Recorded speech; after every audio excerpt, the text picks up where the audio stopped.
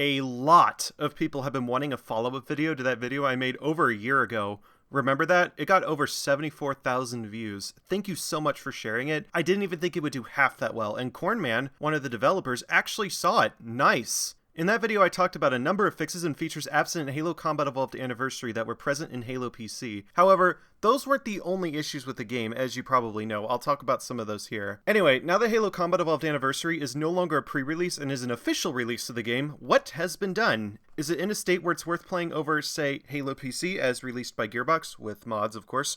As usual, be civil. It's okay to want stuff done in a timely manner, and if you spent money on the game, then you deserve to have a game that works as intended. However, it's not okay to harass or threaten 343 Industries employees. Don't even do it as a joke. It's not funny. That's called biting the hand that feeds you, and it's a good way to get ignored and never get taken seriously again. I don't care how mad you are. Don't do it. With that out of the way, let me also say that this video will be a little critical of MCC Anniversary as I look at it as thoroughly as possible, at least in a 15 to 20 minute video. It's not a rag on 343 Industries, nor an endorsement of them. Don't take it either way. My only focus is the game. Lastly, note that the scope of this video is the Windows version of MCC, not the console version. Although most of the issues are the same, I am told there are some subtle differences. I don't own either an Xbox One or Xbox Series system, so yeah. With that out of the way, I'm first going to cover my original video since this is a follow-up video. Here are all the points I made in that video in mostly the same order. Interpolation. It's mostly fixed, however dynamic lights are still not interpolated and neither is the camera shake from explosions. This isn't a huge deal, but it is a drawback to playing MCC over Halo PC nonetheless. Texture filtering. MCC now has anisotropic filtering and it looks really good. MCC also has anti-aliasing. I'm not sure if it's post-processed or something like MSAA, but it is an improvement. Vehicle camera centering. It's disabled on mouse, and on gamepad, it's no longer tied to frame rate. Fixed, basically. Lens flare scaling. Also fixed. It's fixed, and it's the correct size on all resolutions. 3D environmental audio. This was addressed, but not fixed. You can hear reverb in sound environments, but that's the only thing that was really added. Other effects like Doppler are still not working, where Halo PC has everything but Doppler, so stuff behind walls, for example, doesn't have that muffling effect, but it will on Halo PC and Xbox.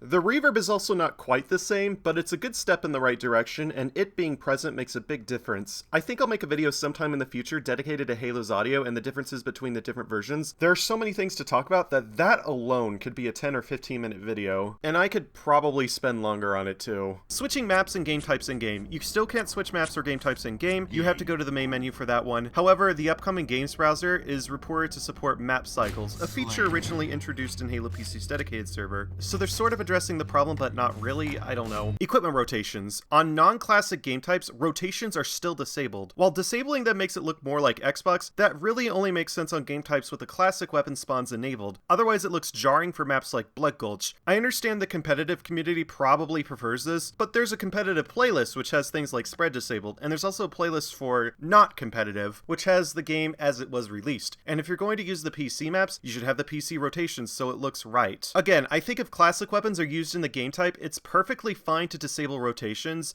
but otherwise, please don't. It needlessly removes a perfectly good feature from the game. Changing teams in-game. You can switch teams mid-game if it's enabled in the game type settings. This will be pretty useful in custom games. Classic HUD? Unfortunately, it's still the same anniversary HUD, even on classic graphics, and this is the only game in MCC that has this discrepancy. Ideally, it would change HUDs between graphics settings, and multiplayer would use the classic HUD since everything else is classic in there. Jesse's HUD looks really good on Halo PC, and is faithful to the original, and it even works well in MCC. I'd rather not rely on mods for this because of anti-cheat, but it seems like we might have to, at least for now. Server browser. They're adding a custom games browser, which is basically the same thing. It's not in the game yet, but they did some testing with it, and it seems to be going well for them. Direct IP. Nope. Technically, you can play the game on LAN and use a VPN service, but there's no native support for it. It'd be nice to see this someday, as it's certainly possible 343 Industries may cease supporting this game so many years into the future. It may also be useful for things like LAN gameplay. Halo PC, on the other hand, has this as an option. Community hosted dedicated servers. Sort of.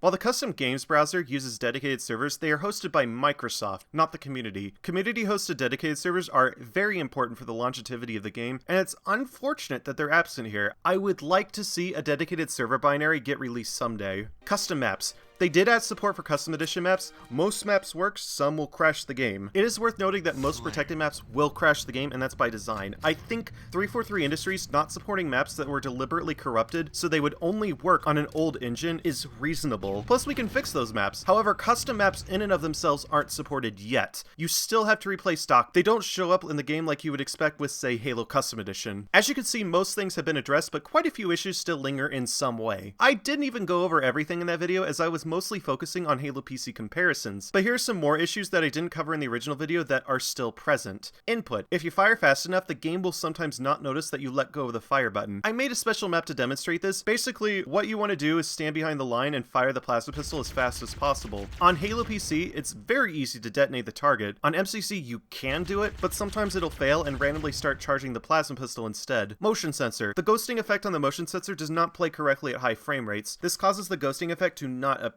There are a number of other things tied to frame rate that shouldn't be, like names fading in and out at the wrong speed. All of these frame rate issues are things my mod, Chimera, fixes on Halo PC. Heat meter. The heat meter is not colored, unlike Xbox. This is an issue introduced in Halo PC as released by Gearbox. On Halo PC, it could be worked around with mods, but this is not possible in MCC due to how the HUD system has been changed. And even if it was, anti-cheat limits the usefulness of this. Sniper ticks. The sniper ticks aren't colored correctly. Instead of being blue, it's amber, sort of. It flickers just like on Halo Custom Edition, and this is not the correct behavior. On Halo Custom Edition, this too can be fixed with mods. MCC doesn't have this luxury due to anti-cheat. Audio. 3D environmental audio is one thing that needs fixed, but so is the actual audio playback. A lot of sounds are at a slightly lower pitch. Some people don't notice it, some do. I especially do because I have absolute pitch, and I can tell when something is half a step lower than what I remember, but you don't even need that to tell. Look!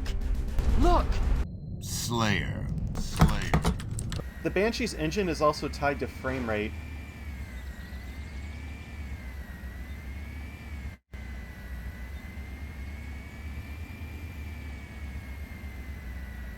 Despite these issues, CE Anniversary now provides the best visual presentation of all of the versions, even Xbox. Most of the shaders now work correctly as of the latest flight, and you can play the game at a high resolution, with hundreds of frames per second with only modest hardware. And while the Xbox is still more accurate, its 640 by 480 resolution, low frame rate, and lack of good texture filtering makes MCC look more desirable, even despite its few visual inaccuracies. The fact that you can buy it on Steam for cheap, only $10 or even cheaper when it goes on sale, which I've seen it at $5 before, is by itself a huge selling point. You can also play co-op over the internet. Due to how it handles latency, it's not as good as local split screen, which 343 Industries for whatever reason have chosen not to put on the PC version of the game, even though Stubbs the Zombie has shown that you can play the Halo engine with local multiplayer on PC, but it at least allows you to play the campaign with other people. This is something the original PC version didn't get. It also supports crossplay and cross-progression with the console version through Xbox Live. And no, you do not have to pay for Xbox Live Gold to play the Windows version of MCC over the internet. If you did, well, did you see what they tried to do with Halo 2 Vista when it came out on games for Windows Live?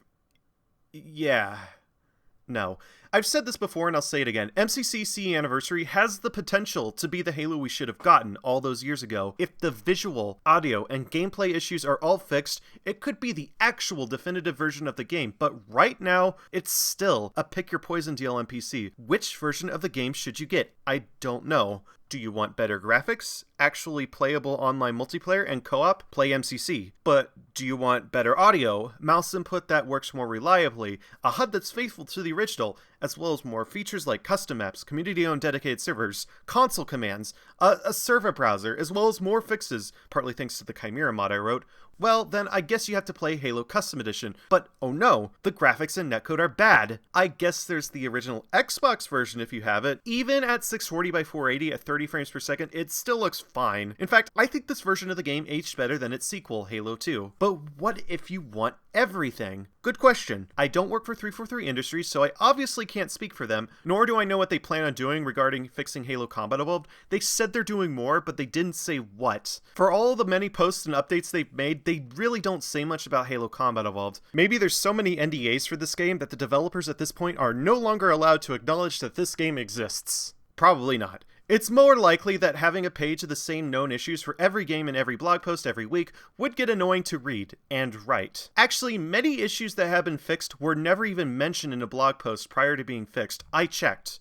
In all seriousness, I'm sure they're working hard on this game. They have clearly done a lot this past year, and it certainly shows. Anyway, those are most of the issues I could find. I'll also show you a spreadsheet, just like before, as well as link to it if you're interested in seeing what is basically a condensed version of this video. Before I end the video, I'm going to go over some of the feedback I've received this past year on the last video, as well as on Discord and Reddit. First, a number of people requested that I should have talked about the other games on MCC, including a number of audio and visual issues with Halo Reach. I'm well aware of these issues, but I don't have nearly the same amount of playtime and experience on those games as I do on Halo Combat Evolved, so I don't feel I can really speak for the fans of those games while doing them actual justice. I also only have experience with fixing Halo Combat Evolved, not the other games. Another comment I got a lot was about Halo Custom Edition being free and you can play the campaign. Technically, it's not free. You still need an original CD key to run the official installer. If you don't own the original PC release of the game and you've installed Halo Custom Edition, and by original PC version, I don't mean MCC, MCC doesn't give you a license to play Custom Edition, then you've probably pirated it, and at that point, debating whether or not it's free becomes moot. And even then, it has a lot of issues which simply cannot be fixed through normal mods, such as the aforementioned netcode and visual issues. Next, a common complaint I've heard is that people do not report issues. In fact, people from 343 Industries have reported this too, at least on Reddit. However, I can at least confirm that most or all of these issues were reported at some point. I didn't personally report all of them, rather I had friends help report issues to go through the list more efficiently, as I'm assuming that if they see every issue, then there's no reason to report the same thing twice. If you want an example, here's an issue I reported last year. 3D sound environments such as reverb do not work. If you read the description, reverberations from sound environments are absent, as well as the effect of explosions being muffled through walls. And the message said, the original Xbox version of the game had sound effects such as reverberation and the Doppler effect. I was very clear and concise in how I reported that issue, giving them all the information they would have needed to identify it and fix it as far as the user is concerned. As you can see, I reported this more than a whole year before it was addressed. It got marked as solved a month later, and eventually, what do you know? The reverb was addressed. Not everything in the issue was addressed, but the reverb was. Perhaps more will come later. Here's the thing, people do report these things, but so much time passes, months, even years, that people wonder if they'll actually get fixed. So what happens is people complain as they don't see it get fixed or even mentioned as a known issue, so they feel like they're being ignored. Obviously, they do know about many of these issues and they do get reported, and if you're playing this game and you find issues, just keep reporting them as you find them. Don't worry about the blog posts not mentioning them. They know. Lastly, I have seen a lot of people compare 343 Industries' work on MCC to my work on Chimera, especially with how fast I've managed to fix issues with a game that MCC has not yet fixed. You can do this, but if you do, please only talk about the process itself and not the actual skills or talent involved. There's a bit of a difference. When it comes to the more professional side of video game development, there's a process to bugs being fixed. There's signing off on stuff, quality control, prioritization, creating and closing tickets, NDAs, testing, and other things. These are all things I don't really have to do in an open source mod since I target one game and publish everything myself openly. Basically I, a random Halo fan fixing all of the bugs in their spare time, am not really a relevant comparison to 343 Industries, who have people not only fixing the bugs but having to merge these fixes into the actual game, or 7 games, so they can be tested and released to 4 separate platforms. And it's not really the developer's fault for this overhead. I am told this is pretty standard stuff with video game companies. Doing stuff by the book isn't always fast. Also, a number of people have suggested I or various other people from the Refine team and other projects should work for 343 Industries on Discord, Reddit, and even here on YouTube. Here's the thing, if they needed more people, they would actually be hiring for that. They haven't. I've checked. And I'm not convinced more people would get this done any faster. Honestly, I don't know why it takes a while for stuff to get fixed, but I doubt it's any issue regarding talent or people actually fixing things. If they wanted more help, they would come to us. Our contact information is publicly available, and I doubt we're hard to miss. In fact, most of these issues are not hard to fix. Take this from someone who has fixed many of these exact issues. It also doesn't matter who fixes them. They just need to be aware of them, and they need time to fix them via whatever process works best for 343 Industries. That's it. Anyway, thank you so much for watching this video. I don't know if this will get as much outreach as my last one, but if it does, I'm sure someone at 343 Industries will hopefully see this. Have a wonderful day, and until next time. While the custom games Bowser... Mario! Bowser has teamed up with the Covenant! They're going to kidnap a princess and kill humanity! Help! Let's go to the ring. I'll take the Yoshi. I understand the competitive community probably... I understand the competitive community I'm a horse. Horse. Wait, that's not what a horse sounds like. What even was that? Here's the thing. People do report these things, but so much time passes. Months, years, decades. What? Decades? It's almost a decade, actually. When did Halo Combat Evolved Anniversary come out originally?